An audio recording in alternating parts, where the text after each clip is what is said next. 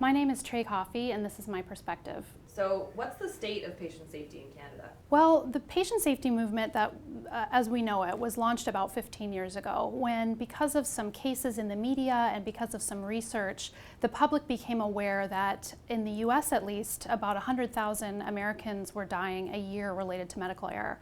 And Canada sort of answered the call to action by doing similar research and finding that we had a similar problem of patients admitted to hospital experiencing preventable harm on a regular basis. So what are we doing about this at SickKids? So what this means for us at SickKids is that listening to safety experts from around the world and here in Toronto, and knowing that one of the reasons that we haven't gotten as far on this problem as we would have liked to in the last 10 years is that we haven't done enough deliberate action around patient safety culture. And one particular type of patient safety culture is something called a high reliability organization culture.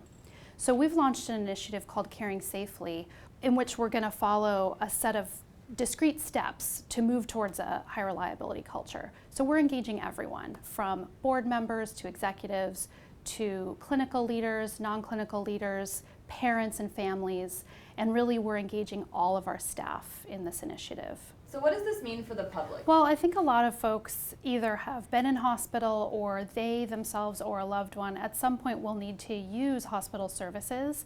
And so for some people, I think maybe they haven't thought about this before, but they will think about it when a loved one becomes ill and needs help. And I think people's most fundamental expectation is to be safe in a hospital.